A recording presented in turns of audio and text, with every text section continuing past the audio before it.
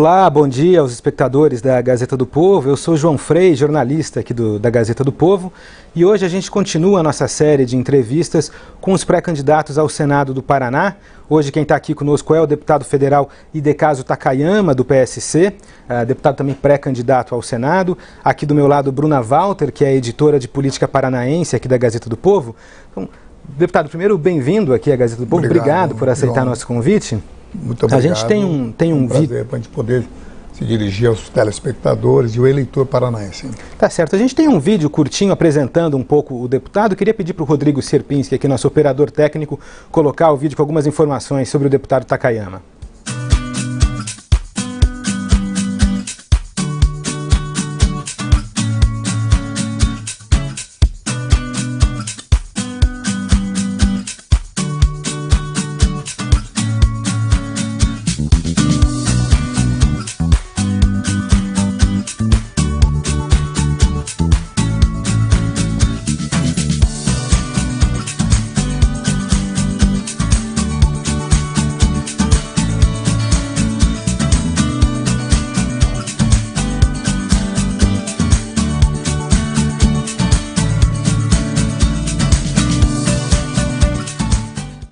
Bom, então está aí algumas informações sobre o deputado Takayama. Deputado, o senhor vem de uma longa trajetória legislativa, muitos mandatos.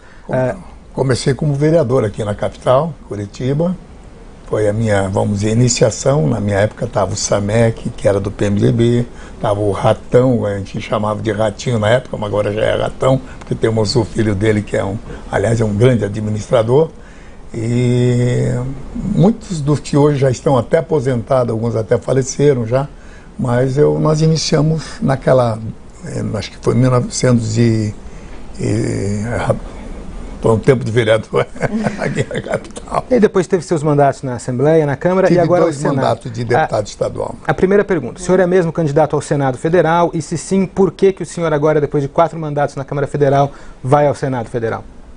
Nós estamos num momento, numa encruzilhada, e nada contra a questão, vamos dizer, de ideologia de gênero. São assuntos, vamos dizer, entre aspas, modernos que estão entrando, mas que ferem frontalmente uma população eminentemente cristã. E quando falo cristã, é entre católicos e evangélicos.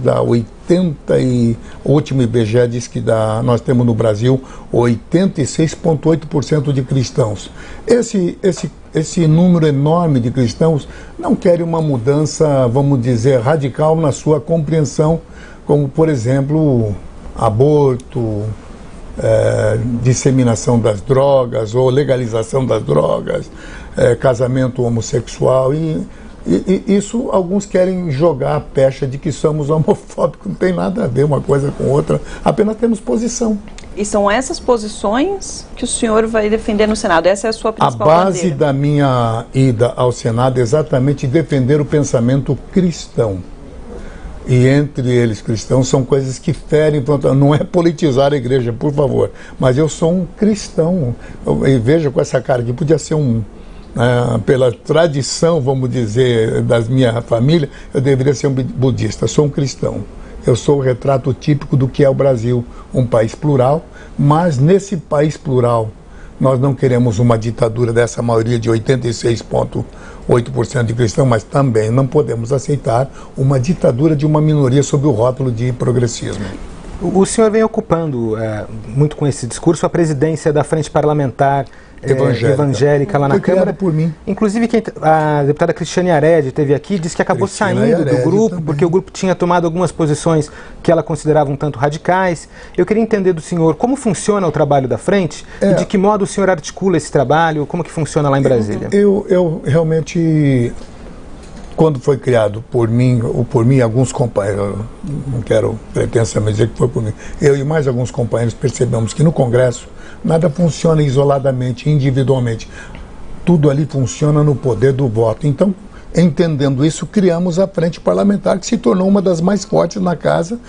Começamos com 30 e poucos deputados, hoje está com 189 deputados. Claro que nem todos são ativos, mas todos eles sabem da importância do poder do voto no Congresso. E é com essa ferramenta que nós o grupo acabou me escolhendo novamente como presidente, mas estamos ali olhando o quê? Um grupo sobre a ótica cristã de todos os valores e de leis que possam vir a prejudicar o crescimento do cristianismo. E quando falo cristianismo, entre católicos, evangélicos, protestantes, pentecostais e neopentecostais. E no dia a dia, como que é o trabalho dessa frente? Como que ela se materializa essa posição ideológica? Eu convido até a Yared voltar, porque em democracia nós não temos unanimidade, nós temos gente dentro da frente parlamentar, gente até do PT, do PSD, do PDT, do PSC,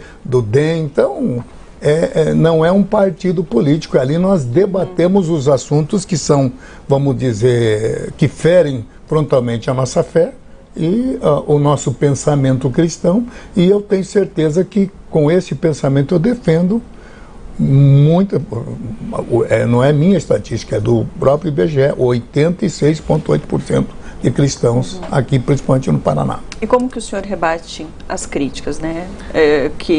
Existe a crítica com relação à atuação, né? Nós temos as nossas reuniões, e como ser humano posso até errar, mas jamais propositadamente. Agora, o que eu faço? Nós trazemos nas reuniões, então, por exemplo, se a Yared, que você está dizendo que saiu da frente, foi para mim uma surpresa, eu pensei que ela estava lá dentro da frente. Se nós temos alguma divergência, o que em democracia divergência é natural, aliás é salutar, porque a gente passa a ter muitas, vamos dizer, a gente observa um objeto de diversas óticas, então nós definimos a pauta, definimos o assunto e tomamos a decisão, e dali partimos para um assunto ou uma decisão, não é monocrática, é uma decisão geral. O senhor tem algumas posições, deputado, que são tidas aí como polêmicas ou radicais. Citar uma delas, por exemplo, o senhor disse que o trabalho doméstico, o homem não foi feito para o trabalho doméstico. Não, isso aí foi uma distorção que uma repórter, você sabe que vocês são repórteres, vocês sabem que é, e claro, muitas vezes as pessoas querem, dentro da sua ótica, entender como é que funciona, e muitas vezes, talvez a má compreensão, o momento em que eu disse isso, apenas eu disse que na vida cristã, o homem tem, vamos dizer, você sabe, aqui uma empresa como, por exemplo, a Gazeta do Povo, tem que ter uma direção. Não significa que seja homem, seja mulher. Mas na Bíblia, Deus tinha que dar uma direção a uma família. Então a família é constituída como homem e como chefe, mas isso é a forma do cristianismo. Mas isso não inferioriza a mulher. Quando a Bíblia diz que a mulher, como vaso mais fraco, a Bíblia não está dizendo que ela é inferior ao homem. Vou dar um exemplo clássico. Você pega um vaso de cristal e um vaso de ferro enferrujado, qual vale mais? O vaso de cristal. Mas é claro que ela é mais frágil no sentido de cuidado. Mas eu não vou pôr na prateleira um vaso de barro ou um vaso se bem que hoje o barro também está valorizado, mas não vou colocar um vaso de bronze ou de ferro enferrujado, vou colocar um vaso de cristal. Então, são coisas diferentes, mas jamais a gente inferioriza a mulher ou o homem. A gente sabe que cada um tem sua função definida. Nesse episódio, o senhor falou que teve interpretação do jornalista e tal, mas qual mensagem que o senhor quis passar nesse caso, então? Não, eu quis dizer que existem funções, como, por exemplo, ir numa guerra. Não é, eu entendi que, biblicamente falando, é função do homem, do ser macho, quando ele tem que enfrentar a guerra, a luta. E a cozinha foi feita para a mulher cuidar. Quer dizer, o homem sai, pela regra bíblica, o homem sai para trabalhar fora. Quem tem que cuidar da casa, e isso também não inferioriza a mulher, pelo contrário, enaltece. Porque como é que eu vou cuidar da minha filha se eu estou lá fora? Eu tenho que deixar alguém. E qual é a pessoa melhor para cuidar, entender, ter mais sensibilidade sobre uma criança do que uma mulher. Então nós não estamos inferiorizando a mulher, mas claro que as pessoas acabam distorcendo o assunto. O senhor acha que esse tipo ou que o senhor chamou de distorção, ou de fato essas posições mais... Eu digo que é o modelo que nós temos como cristão. Nós pensamos assim, nós temos um eixo fundamental que é a Bíblia Sagrada. Numa eleição, pensamos assim, uma eleição proporcional para deputado, o senhor precisa de uma quantidade de votos menores. Você acha que eu vou falar da mulher aqui? Elas são 70% da sociedade. Não, mas a minha questão é justamente nesse sentido, assim, uma eleição proporcional exige uma quantidade menor de votos. O senhor sai ao Senado, precisa de mais votos. Ah, sim, perdão. O senhor acha que uma posição muito firme, essas posições muito fortes do senhor, podem acabar atrapalhando essa construção de um eleitorado maior, deputado? Eu posso só dizer o seguinte, eu tenho o meu eixo, meu fundamento é o lado cristão. Eu, sendo filho de budistas, shintoístas, eu me converti ao cristianismo. O Brasil é esse país plural. E eu entendi que Cristo é o Senhor das nossas vidas. E vou dizer por que razão, não é por jogo de palavra, mas Buda foi um grande homem, nem era japonês, ele era da Índia, era um príncipe que o nome dele era, o primeiro Buda, o nome dele era Siddhartha. Ele deixou a riqueza e o direito de ser um príncipe, porque ele viu que o povo era muito pobre. Ele disse, mas como é que eu posso viver uma vida de rico como imperador de um povo pobre quando ele sentiu o cheiro da miséria, da lepra, da pobreza? E ele deixou uma frase, viveu até os 83 anos, e deixou uma frase, estou em busca da verdade. Meu pai até me cobrou isso, disse, então meu filho, você tem que seguir as tradições do pai, da família, tem que seguir um Deus que buscou a verdade. Eu disse, por isso que eu não sou cristão, por isso que eu não sou budista. Jesus não disse, estou em busca da verdade, está em Evangelho São João 14, verso 6, Jesus disse, eu sou a verdade. Ele não disse estou em busca, ele disse eu sou o caminho, a verdade e a vida. Então, e deu provas disso, né? Eu desafio qualquer cidadão, seja católico ou não católico, cristão ou não cristão, como diz, progressista ou não, verifica na história qual foi o único que morreu e ao terceiro dia ressuscitou. Quer dizer, ele deu prova de que era Deus. Então, eu creio totalmente nisso. Eu sou uma pessoa fruto dessa vida cristã. Então eu procuro, como parlamentar, seguir os desígnios desses 86,8% de cristãos que pensam da mesma forma como Deputado, nesse primeiro bloco de entrevista, claro, né, a gente fala um pouco da sua atuação, da sua vida pregressa. Em 2015 teve um episódio com um motorista, né, do então senador Delcídio do Amaral. Não sei se os internautas da Gazeta do Povo se lembram, vou só retomar rapidinho, que foi um episódio ali na saída do estacionamento que resultou em briga, né, entre o senhor e o motorista. Não foi briga, o homem era maior do que o João aí, maior do que você, eu sou baixinho. O que aconteceu naquela situação? Veja só, ali entre o Senado e a Câmara existe um corredor, todos os carros deixam ali, e quando eu saí do meu carro, um carro veio e veio sobre mim. Eu pensei que, ele sabe, isso pode acontecer com qualquer um. Eu tirei o corpo e brinquei. E de novo ele veio, jogou 2 vezes o carro sobre mim, ali na área do Senado. Eu brinquei, falei, deve ser algum senador amigo que está brincando comigo. Falei, ó, senador, porque eu não sabia quem estava dentro. Havia esse motorista do Delcídio. Eu havia acabado de ajudar a aprovar o Estatuto da Família. E o PT, que era do Delcídio, queria aprovar no Estatuto da Família o casamento do homem com homem e mulher com mulher. Eu disse, não, família só se forma. Aí a moça, que era uma lésbica e que defendia um assunto na comissão lá da família, ela disse, não, a família se forma também com homem ou mulher com mulher. Eu falei, vou te provar que não.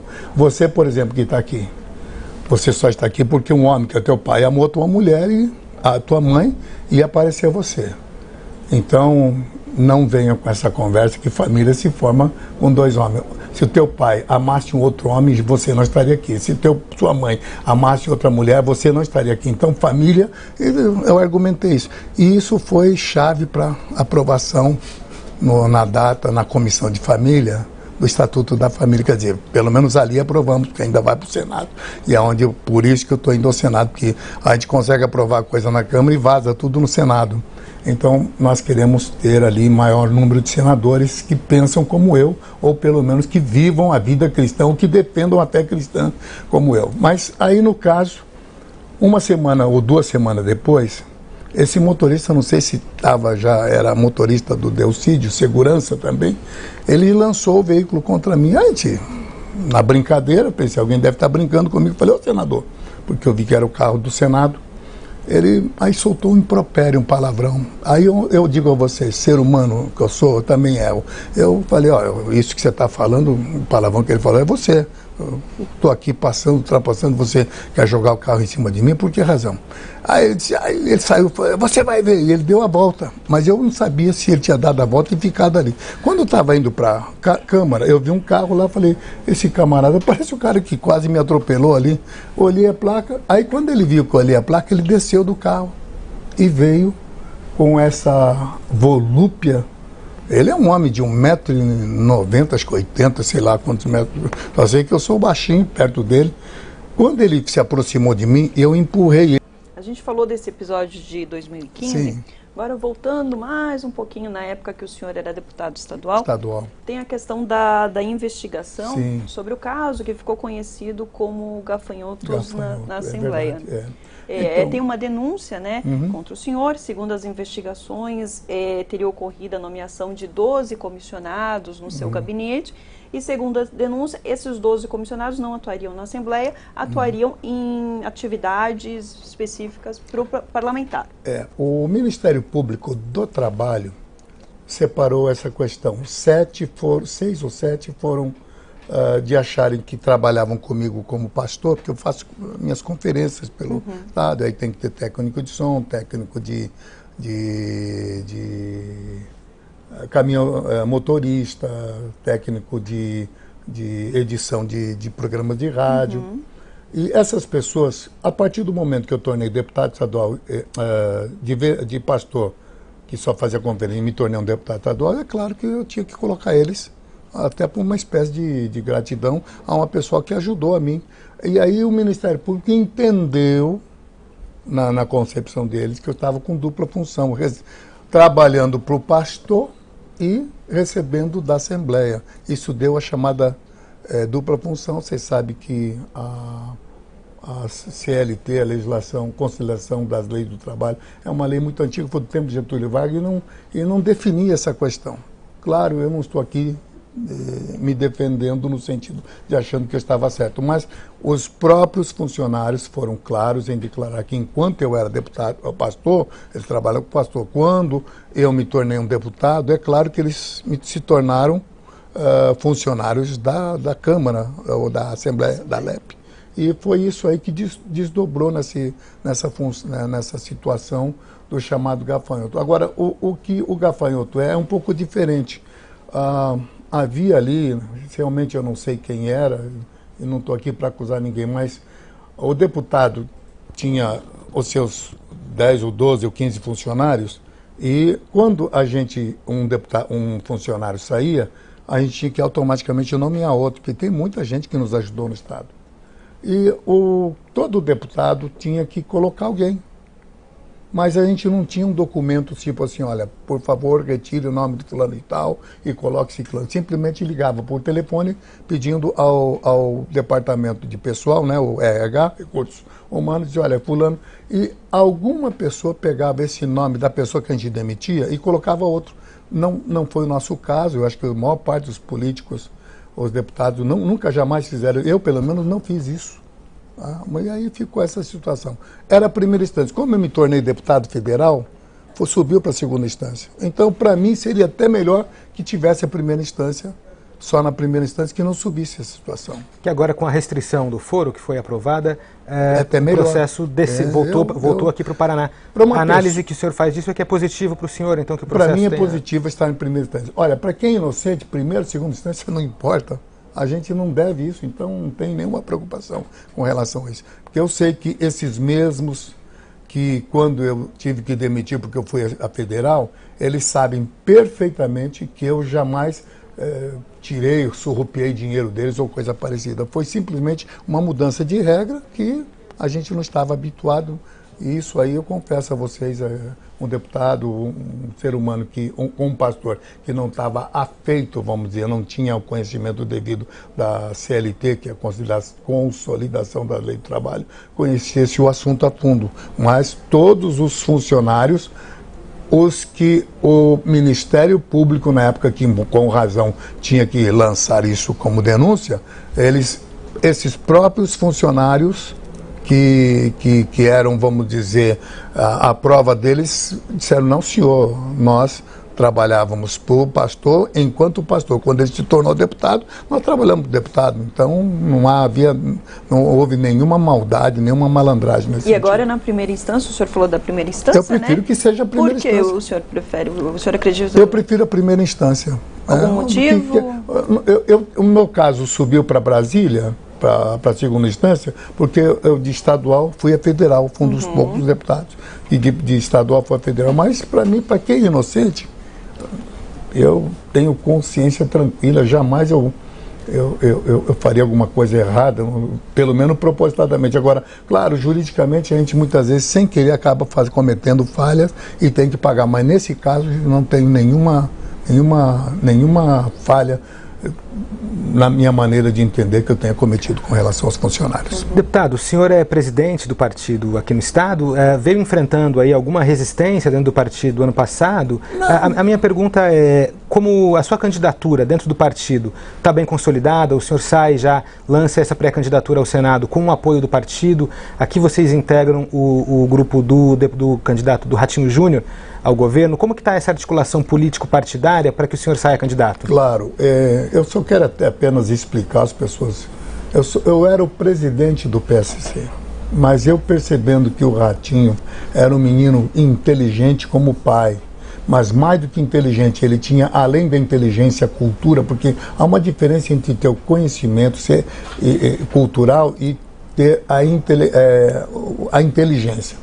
O Ratinho, além de somar a inteligência do DNA do pai, ele é uma pessoa preparadíssima. Ele pegou uma rede de televisão e de rádio com dificuldades, tinha aproximadamente na época em torno de 4 mil funcionários, e conseguiu trazer essa empresa no nível. Ele é como diz aí na expressão popular, um baita administrador. Bom, eu dei o partido para ele usar como ferramenta para crescimento. Mas você sabe que para ser um governador não basta ter apenas um partido, tem que ter um grupo de partidos. Então, ele migrou para o PSD. Eu, como presidente do PSE, havia dado para ele, automaticamente voltou para mim.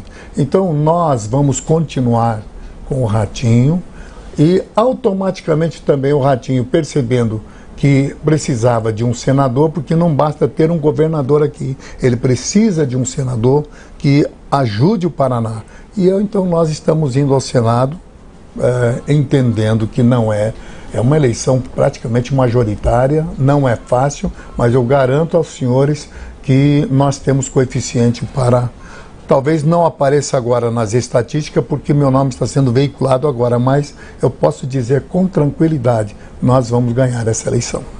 O que deixa o senhor tão confiante? Onde o senhor acha que o seu trabalho está trazendo mais resultados desse ponto de vista eleitoral? Os anos dedicados, desde a minha adolescência, quando era professor no Colégio Estadual de Irati, nasci aqui no estado, ao lado de Londrina, vivi a minha vida como vereador, deputado estadual, deputado federal e senador, conheço todas as virtudes do meu estado e conheço também os defeitos. Claro, a gente quando fala que conhece, alguma coisa pode ser deficiente, mas eu sei das necessidades que o estado tem, então eu acho que estou preparado para ser um senador. Nessa trajetória que o senhor falou da sua vida pública, o senhor mudou várias vezes de partido, pelo menos 6 partidos. Quais foram as razões? O Brasil é um país onde até aqui não tinha, vamos dizer, partidos fortes. Um era o partido do Senhor, o outro era o partido do Sim Senhor.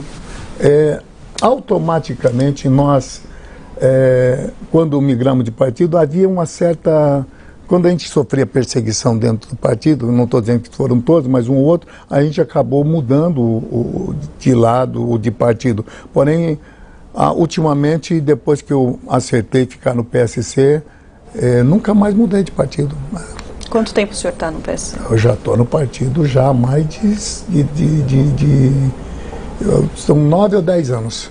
Quando o Ratinho veio, já fazem 10 anos que ele teve 10 anos no partido. Deputado, o senhor lá em Brasília já há muito tempo, agora com pretensões ao Senado. Como o senhor avalia o cenário nacional à presidência e se o senhor já tem um candidato que vai apoiar a presidência da República? A presidência da República, nós temos o Paulo Rebelo, é um professor catedrático da Fundação Getúlio Vargas. O PSC tem um homem preparadíssimo, mas é evidente que vai ser uma eleição em 2 turnos. Se no segundo turno houver um outro deputado, um outro candidato que não seja o Paulo, a gente vai ver qual se identifica mais próximo a ele. Só posso dizer uma coisa, eu não vou com pessoas que tenham uma ideologia que não seja, vamos dizer, atinente ao eixo do nosso partido, que é o PSC. Quem seriam essas pessoas que o senhor não vê como... Eu não sei, tem tantos candidatos aí. Não quer. Tem tantos candidatos, né? Então nós, evidentemente, vamos estudar. A gente sabe que o mais próximo ao nosso pensamento é o Bolsonaro, mas eu estou com o Paulo Rebelo. Eu acho que é um homem extremamente preparado, como estou com o companheiro Carlos Massa, italiano Massa, que é apelidado Ratinho por causa do pai, em homenagem ao pai, mas é um menino excepcionalmente preparado. Chega o meu tom de voz a alterar porque eu sou admirador do Ratinho. O senhor citou o Bolsonaro, então o senhor é um Se no segundo turno ele tem, vamos dizer, uma densidade muito grande, a gente vê pelas pesquisas, mas o Paulo vai crescer, vocês vão ver quem é o Paulo Rebelo. É um homem de uma estrutura extraordinária. Ele foi o presidente do atual BNDES. Vocês viram o superávit que ele produziu. Ele conseguiu acabar com algumas situações ruins. Então o BNDES de hoje foi corrigido por quem? Por Paulo Rebelo. É uma pena que a mídia não deu a devida, vamos dizer, a devida divulgação às ações dele. Mas é um homem, bom, basta dizer que ele é catedrático de uma entidade que é um símbolo aqui, que é inclusive fator de referência, um referencial para os números e para as equações da estrutura numérica, da estrutura financeira do país. Deputado, a nossa correspondente em Brasília, Catarina Scortetti, também acompanha o trabalho de vocês diariamente lá na Câmara Federal, mandou uma pergunta. Queria pedir para o Rodrigo Sierpinski soltar aqui a pergunta da Catarina para o deputado Takayama. Olá, colegas da Gazeta do Povo, deputado Takayama. Desde a proibição do financiamento empresarial das campanhas eleitorais, os partidos políticos buscam aos poucos fortalecer as doações individuais de pessoas físicas. No Brasil, ainda não existe uma cultura geral de financiamento de campanha eleitoral por parte dos próprios eleitores. Mas há quem acredite que políticos ligados às igrejas evangélicas tenham vantagem neste aspecto, já que alguns pastores teriam a prática de indicar nomes de políticos aos fiéis, para que os fiéis façam individualmente as doações. Como exatamente funciona isso dentro das igrejas evangélicas? O senhor concorda com tal prática? Olha, há uma incompreensão nessa situação. A igreja evangélica, por exemplo, eu sou da Assembleia de Deus, nós não impomos os nomes, não pense que o Takayama é um nome único, nós temos diversos nomes e cada um, então, assim como existem na Igreja Católica diversos nomes e em outras igrejas, hoje o que está acontecendo é que dá-se a impressão que os evangélicos estão canalizando para uma pessoa. Não é verdade isso. Dentro da Igreja Assembleia de Deus são diversos nomes. É claro que eu tenho que demonstrar o preparo devido para estar ocupando uma função de deputado estadual ou federal ou vereador, como foi aqui na capital. Eu, quando fui vereador, nós tínhamos enormes dificuldades com relação à questão social, entidades como Lar, Esperança, o IBAS, e a gente então precisava ajudar, tanto é que nós fomos fundamentais como vereador. Depois, a igreja, no meio de tantos outros demais candidatos, eles perceberam que então há uma seleção natural, por favor, não há uma imposição da igreja, não. A igreja, inclusive, quero que o cidadão paranaense e de Curitiba entenda, a igreja é apolítica. O pastor tem o cuidado de não se meter em política, e eles até são contrários a isso, entendeu? Então, eu estou falando pelo menos dentro da Assembleia de Deus. Se alguma outra igreja está acontecendo contrário, não tomem a Assembleia de Deus e algumas igrejas que são,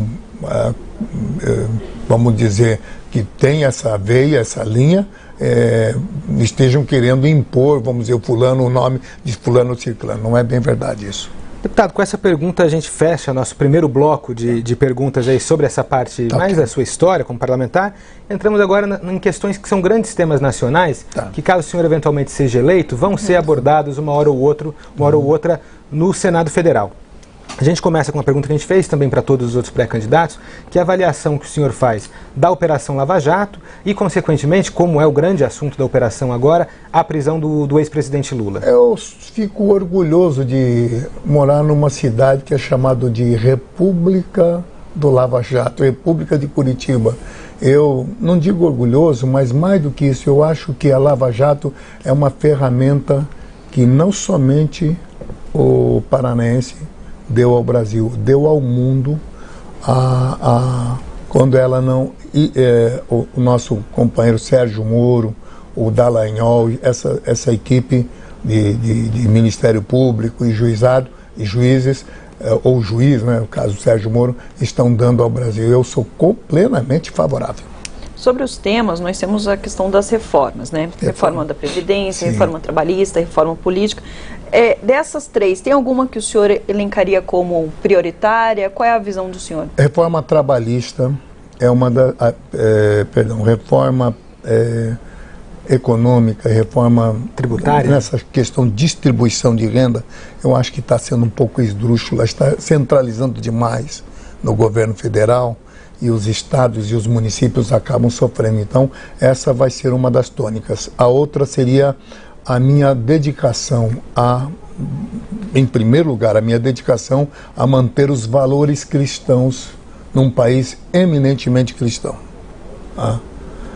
Segundo, seria eu cuidar como parlamentar e senador no estado que tem o maior produtor de grãos. É o estado que ajuda o mundo, então, na área da agricultura e da pecuária. Então, eu acho que, sendo o Paraná o celeiro do Brasil e, portanto, do mundo, eu acho que eu devo cuidar dessa parte da agricultura. Sou membro da Frente Parlamentar, já foi do glorioso Miqueleto, que faleceu. Hoje está na mão de um gaúcho do Rio Grande, mas nós queremos estar junto com a agricultura, na Frente Parlamentar da Agricultura, mas como presidente da Frente Parlamentar Evangélica, eu vou estar sempre olhando essa questão evangélica. Agora, não pense os senhores que eu estando no PSC é um partido de crente. Desculpe, talvez eu esteja fugindo um pouco do assunto. O PSC não foi fundado por crentes, o PSC foi fundado pelo padre Aleixo. Tá? Então, o Partido Social Cristão é aqui porque ela se enquadra ao meu modo de pensar. É um partido que ajuda os pobres, mas dentro do pensamento cristão. Deputado, então, isso. Desculpa, eu sei que acabei fugindo do assunto. Tudo bem. O senhor falou sobre o seu modo de pensar, né? Então, voltando à questão das reformas, qual é a sua avaliação sobre a reforma trabalhista? O que ainda precisaria ser mudado? Qual a sua visão? Eu vou definir bem claramente o que eu penso da reforma trabalhista. É claro que nós, olhando o que Cristo fez, temos que ajudar o pobre, né, a buscar um nível de igualdade. Mas não é ajudando o pobre destruindo o produtor, meu Deus do céu. Hoje, o dono de uma terra que conseguiu justamente trabalhando, ou então o empresário, é tido como bandido, ladrão. Eu não posso aceitar um negócio desse. São esses trabalhadores, donos de empresas, que geram emprego para o trabalhador. Vou dar um exemplo clássico aqui. Os senhores, por exemplo, são repórteres. Quem é que gera emprego aqui? É a empresa Gazeta. Então, não podemos... O que vamos dizer, a esquerda radical quer fazer é acabar com os patrões e o patrão é tido como bandido, basta ser patrão para ser ladrão, bandido, não é possível isso. Então, queremos uma reforma trabalhista, aí eu entro dentro do teu assunto, queremos uma reforma trabalhista que não exclua e que ajude também o patrão, porque senão nós vamos acabar fechando algumas empresas e vamos tornar uma Venezuela como está hoje, não tem nem produção mais naquele país. Nessa questão que o senhor falou do patrão, dessa questão, o senhor acha que os trabalhadores têm direito demais? Qual é a sua visão? Existem situações em que criam-se regras ou leis que beneficiam o trabalhador, ajudam o trabalhador, mas prejudica demasiadamente o patrão. Então, a gente como parlamentar tem que estar no meio para evitar o excesso para um lado e para o outro. Essa é a minha forma de pensar. Como senador, eu tenho certeza que vou chegar lá, mesmo porque o Ratinho vai ser o governador e ele vai precisar de companheiros, porque tem gente que quando o governador é de um partido e ele é de outro, senador de outro, ele acaba prejudicando o Estado. Eu serei um senador que estará olhando para o Estado. E eu tenho certeza que o Ratinho, como governador, vai precisar de um senador que esteja ao seu lado. Claro, dentro daquilo que a gente considera bom ou ótimo para o Estado. E, evidentemente, a divergência de pensamento pode acontecer, mas sempre dialogando bastante. Com relação ao trabalhador, eu quero dizer ao trabalhador pobre, eu sou o retrato, eu vim das camadas pobres. Quando eu falo, eu sei que o estado do Paraná é um estado agrícola, é porque eu, já na minha infância, eu estava nas costas, o japonês tem a mania de carregar a criança. A minha mãe limpava roçado como imigrante nas regiões do norte do Paraná. Eu sou fruto desse Paraná. Eu sei o que é sofrimento, eu sei o que é trabalhar na roça, eu sei o que é desde de criança estar na costa do pai, da mãe, para poder ela ganhar ou ter algum lucro. Então, eu sei o que é viver a dificuldade de um trabalhador agrícola. Então, vou lutar pela agricultura, mas vou lutar também e principalmente por um Estado cristão.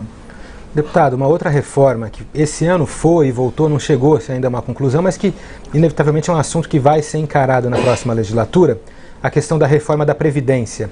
Como que o senhor posiciona nisso? O senhor acha que tem que reformar? Se tem que reformar, de que forma que se faz uma reforma que equilibre a necessidade de manutenção da saúde das contas públicas e também de manutenção do pagamento de aposentadoria aos trabalhadores? Não sou irresponsável, eu sei. Veja só que situação difícil que se encontra o parlamentar. Eu posso ser demagogo, como pode ser um presidente, e dizer, olha, nós vamos manter o jeito, mas gente, do jeito que está a equação não fecha. O Brasil, em relação ao resto do mundo, não conseguirá evoluir, economicamente falando, se não tiver essa reforma. Claro que nós temos que encontrar um meio termo para o Brasil, porque o cálculo da contribuição previdenciária no passado era feita num número onde a pessoa vivia a vida média. O que é vida média? Entre um que vive 60 anos, outro que vive 50 anos, a vida média é 55, então era feito o cálculo em 55 anos. Gente, não tem jeito. Hoje o cidadão brasileiro vive mais, é claro, aí tem que analisar. Isso é o debate entre os parlamentares, porque o brasileiro que vive numa região muito pobre, vamos dizer, o nosso Nordeste, e o brasileiro que vive aqui no Sul é diferente. O do Sul vive mais, essa que é a verdade. Então, é claro que alguns candidatos vão querer defender aquele que vive menos, né? Mas, gente, a equação não fecha. O Brasil é um país endividado. Muita gente diz assim, por que o país está... a gente é um país tão cheio de impostos, e de fato isso machuca o coração meu, porque não pensem os senhores que eu estou pensando em mim, não, eu estou pensando nas gerações futuras, nos teus netos, nos nossos filhos, nos nossos netos. Gente, se a equação que está hoje, isso é, a contribuição do INSS baseado na vida média do brasileiro do passado e hoje está vivendo mais, não precisa ser muito inteligente, é só analisar, não precisa ser um matemático para entender a dificuldade dessa equação. Contribui pelo valor antigo do tempo de vida de 50 e poucos anos aí, né? Para hoje o brasileiro vive muito mais. Então, é essa equação que precisa ser feita. Gente, o senhor defende de reforma da Previdência? Eu defendo que tem que ser feita a reforma. Defendo que tem que ser feita. Porque senão o Brasil, que está muito... Gente, nós não devemos pouco. O Brasil, alguém dirá, por que nós temos tanta arrecadação, com tantos impostos? Eu vou dizer, nós devemos 4 trilhões. Toda a arrecadação que o Brasil tem não paga os juros dessa dívida que nós temos do governo. Então nós precisamos buscar uma equação. Já chegou-se no tempo do Itamar Franco em torno de 400 bilhões, já está em quase 4 trilhões. Então nós precisamos mudar isso. Aí alguém dirá, mas o que é que tem de ver isso com a Previdência? Está tudo interligado, uma coisa, o governo muitas vezes utiliza esse dinheiro, mas é apenas como empréstimo, mas nós sabemos que hoje a Previdência, do jeito que está, alguém dirá, mas eu contribuí tantos anos e como é que eu vou... Fiquem tranquilos, nós, deputados, nós não queremos medidas impopulares, senão não voltamos a casa. Mas tem que saber também que nós não podemos legislar para nós temos que legislar para os nossos filhos. E o Brasil, muito cá entre nós, está quebrado. Então, nós temos que analisar isso, repórter, de como seria a melhor equação, né? Vamos ter uma medida diferente para o povo mais pobre do Nordeste. Tudo isso vai ser, é para isso que existe o parlamento, né? Não se trata de estarmos com o Temer ou não, estamos olhando a nação brasileira. Uma outra questão também, uma outra reforma, é a reforma política. O senhor acha que o modelo proporcional, do modo como está, atende às necessidades do país? Chegou-se a discutir na Câmara o distritão, né, que seria o voto distrital amplo. Como que o senhor avalia essa questão? Eu acho que o distritão seria, o distrital misto, né, que seria o distritão, seria uma forma, vamos dizer, menos dolorosa, mas o repórter há de entender que esse é o Brasil que nós vivemos. Se fizermos de um jeito a reforma, vai criar dificuldades no outro. Se fizermos de outra, vai criar dificuldades naquele outro lado. Então, eu entendo que a reforma política tem que acontecer, mas eu confesso a vocês que nós jamais conseguiremos agradar a todos. Deputado, a gente também pergunta em todas as sabatinas com os pré-candidatos a Senado alguns temas, né? A questão do aborto, a sua posição. Sim. Eu entendo que o judiciário não tem essa prerrogativa, ela está entrando numa área que não pertence a ela. Quem tem que debater é o parlamento, a Assembleia Legislativa, a Câmara dos Deputados e o Senado. Por quê? Nós somos o retrato, o reflexo, o perfil do povo. Se tivesse 100% de negros no país, teremos 100% de senadores e 100% de... nós estamos indo ao extremo para vocês entenderem o que é o parlamento. O parlamento é o retrato, o perfil do povo brasileiro. Se lá tem gente que defende o aborto, possivelmente também tem gente que defende o aborto aqui. Eu sou cristão e na vida cristã nós não podemos apoiar a morte de crianças inocentes. Mas quem é que pode definir que é 90, 60, 30 ou 120 dias? Não é 11 juízes. Tinha que ser os 500 e poucos deputados, mais os 80 e poucos senadores. Esse povo vai definir como é a regra do nosso parlamento, de como vai definir a questão legislativa do Brasil. Agora, não podemos aceitar que 11 juízes possam querer legislar, querer dizer 120 dias. Estão brincando de ser deuses? Eu penso que quem tem que definir pode até aprovar essa questão de 120 dias, mas tem que ser um debate entre os parlamentares que vai definir o que o povo quer. E eu garanto que os deputados não vão aceitar isso. Uma outra questão também é sobre a união homoafetiva e sobre a adoção por casais homoafetivos. Como que o senhor avalia essa questão? Olha, eu vou falar sobre a questão do aborto. Não tem que ser o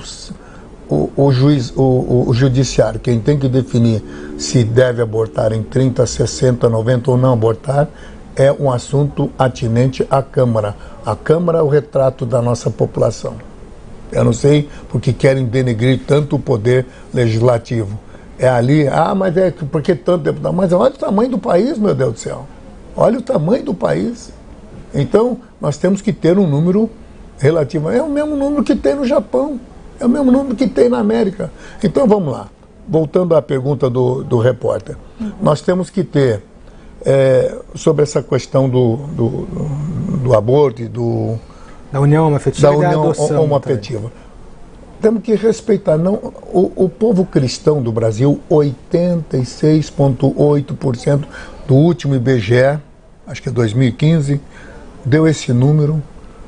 Nós não queremos ter uma ditadura de uma maioria de 86%, olha que é quase 100%, 86%, 86,8% define que nós não definimos a prática do aborto, da união homoafetiva.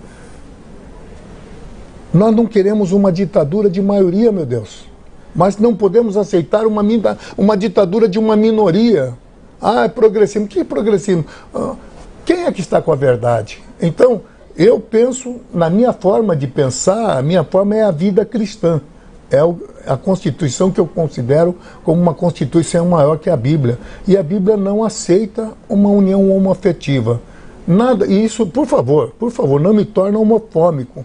Dos 3 mil, eu convido a qualquer repórter investigativo a verificar os quase 4 mil casos de morte, assassinato de homossexuais. Não há não há meio caso só para ser exagerado, não há um caso que tenha sido feito por cristão, seja católico ou evangélico. Todos esses casos foram briguinhas afetivas entre eles, entre casais, ciúminhos, né? E os o restante do índice foram pelos skinheads, que são meninos malucos que não têm uma definição sobre esse assunto e acabam provocando isso. Mas nós não somos homoafetivos. Eu tenho amizade com o Tony Reis aqui de Curitiba, do Grupo Dignidade, tenho amizade com o Jean Willis, somos amigos. A divergência de ideia não nos torna homofóbicos. Nós temos posição. Posição minha é direcionada pelo eixo maior, que é a minha Bíblia Sagrada. Então, como que se traduz isso na sua posição como parlamentar? Na minha concepção. Então, se o juiz ou o parlamento, alguns deputados quiserem defender, eu vou ser contra. Eu vou estar na posição de que a minha Bíblia é a regra de fé. Eu, Takayama, eu creio em Deus. E se algum não crê, e aí nós temos que conviver com uma sociedade plural, vai vencer quem tiver com a maioria. E eu acho que se o parlamento achar que pode, o que eu posso fazer? Eu vou ser voto derrotado, mas eu, na minha concepção, vou lutar até como senador, vou lutar porque a coisa que conseguimos segurar na Câmara vaza no Senado. É por isso que estou indo ao Senado como cristão. Quem não gosta disso, claro, não vai votar em mim. Mas quem sabe o que eu estou falando e pensando igual a mim, vai me ajudar a chegar lá. Deputado, agora a gente parte aqui para a terceira parte da nossa entrevista, que é mais um bate-bola, algumas perguntas para a gente conhecer melhor a sua trajetória. A gente sempre começa perguntando aos pré-candidatos qual foi o seu primeiro emprego. Meu primeiro emprego foi... Eu era professor do Colégio Estadual no Colégio São Vicente, em Irati. Não, minto. O primeiro emprego foi como pastor. Eu renunciei, eu ia ser um médico. Você não tem ideia como a minha família ficou brava quando... Na época tinha uma expressão que utilizavam que já era pejorativa. O Takayama virou crente, meu Deus do céu. E eu estou há 54 anos na Assembleia de Deus. Praticamente a metade, porque a Assembleia de Deus tem 104 anos. Eu estou há 54 anos dentro dela. Então eu acreditei piamente em Deus. Um dia eu era criança, eu olhava para fora, via um pé de caqui que estava caducando, e eu via um pássaro, mas isso aqui não pode ser fruto do nada. pela lei da causa e da consequência, se você tem uma roupa, tem que ter um costureiro que fez. Tem um prédio, tem que ter um pedreiro ou um engenheiro. Ora, se eu existo, tem que haver um Deus, meu Deus do céu. Então, eu entendi que o Deus, qual seria o Deus? E aí, percorrendo a história da humanidade, nos livros, nas bibliotecas e no meu conhecimento, eu entendi que o único que deu provas que era Deus era Jesus, que morreu, mas ao terceiro dia ressuscitou dentre os mortos. Sou cristão até hoje. E um livro que marcou o senhor? Um livro que me marcou, a Bíblia. Um filme? Um filme, eu não sou muito afeito a filme, mas é interessante, eu assisti o Ben-Hur e gostei muito do filme Ben-Hur. Uma música, deputado? Uma música recente de uma cantora chamada Kemely. Eu acho fantástica a música que ela canta. É uma canção cristã, gospel? É uma cristã. Ela aborda o tema religioso, mas eu, de uma forma assim, uma voz tão tíbia, tão perene, que eu gosto muito da cantora Kemely. Um político. Mas, no passado já houve, por exemplo, Sem Ovelha, do Zé de Paula e outros cantores que eu... Um político que o senhor admira? Eu admirei no passado muito um senador chamado Pedro Simão, do Rio Grande do Sul. Uma personalidade histórica, não necessariamente política, enfim, alguém pode ser até de outro país. Jesus Cristo. Gente, não há como não amar Jesus. Agora, como diz o Rogério Galindo, titular aqui dessa cadeira, momento da saia justa que a gente coloca aqui, queria pedir ao senhor que colocasse um elogio para cada um dos pré-candidatos. Então, o primeiro, um elogio ao Alex Canziani. Alex é um homem, estruturalmente, ele é uma pessoa que é, como eu diria, é um municipalista. Então, eu acho que é um grande companheiro. É um homem que só vai acrescentar se ele vier Senado também. Um elogio para a deputada Cristiane Yared. Yared, volta para a vida cristã, no caso, vida cristã ela tem. Volte para a vida da frente parlamentar. Não basta não gostar de algumas situações. Isso é democracia. Um elogio para o ex-governador Beto Richa. Beto Richa, olha, muita gente fala mal do Beto. Não é fácil, mas eu conheço o Beto. É um homem excepcional. Basta dizer que o Paraná tinha uma sangria. Vocês sabem, todo mundo quer universidade, mas universidade estadual é vazar o recurso que deveria vir para o ensino do segundo grau e ia para a universidade. Então, ter universidades estaduais era ruim. E ele conseguiu, na Lei Meta 4, conseguir trazer mais recursos para as universidades federais. Então, eu gosto muito dele, eu amo o Beto. É uma pena que algumas ações dele como governador acabaram sendo distorcidas, porque ele é um grande companheiro. Um elogio para o senador Flávio Arnes. Flávio Arnes é outro homem que a gente tem um carinho especial por ele, o seu trabalho, a sua vida, só o fato dele ter sido irmã de uma mulher que foi excepcional, a gente não tem o que falar. Senador Roberto Requião. Requião é esse homem que todo mundo sabe, um homem que tem um bom discurso e também tem uma inteligência excepcional. Um abraço ao Requião. Um candidato novo na política, aqui fundador do Grupo Positivo, Oriovisto Guimarães. Olha, eu não posso falar muito porque eu não conheço, mas só o fato dele ter sido presidente do grupo, um grupo que só deu sucesso, só posso dizer que é uma pessoa boa. Neile Prevot, seu colega de grupo político. Neile Prevot, todo mundo sabe, é uma pessoa que tem uma vida parlamentar e também ele dedica a sua vida à política. É um homem que também está preparado para ser um senador ou um prefeito. Por último, também seu colega lá na Câmara Federal, o delegado Francisquini. Francisquini é outro companheiro, né? Ele luta, segurança, né? Criminalidade zero. Então, a gente tem que... É meu amigo particular, meu abraço ao Francisquini. Bom, deputado, com isso a gente chega ao fim da nossa entrevista. O senhor tem um minuto agora, se quiser olhar ali para a sua câmera, passar um recado, explicar para o povo do Paraná que está acompanhando a gente por que o senhor quer ser senador da República pelo Paraná. Eu acredito tremendamente no legislativo e no sistema. Entendo que como senador posso ajudar o pensamento cristão, vou continuar, é a base da minha ida ao Senado. Segundo, a questão da agricultura. E terceiro, a segurança do nosso Estado. E eu fico horrorizado quando vejo centenas de policiais sendo mortos. Isso aqui é quase uma guerra civil. Nós precisamos lutar pela segurança, pela agricultura, que o Paraná é um estado, um celeiro do mundo, e também, principalmente, pelos valores cristãos. Tá certo. Queria agradecer, então, o deputado Takayama por vir aqui participar da nossa série de entrevistas. Obrigado a Bruna Walter por participar aqui também com a gente. E queria convidar a todos que amanhã, nosso último dia, nossa última entrevista com o ex-governador Beto Richa, às 2h30. Amanhã o Rogério Galindo volta aqui para o comando das entrevistas, então com o último candidato dessa série, o ex-governador Beto Richa, às 2h30. Então obrigado pela audiência de todos. Amanhã a gente volta então com a última entrevista da série.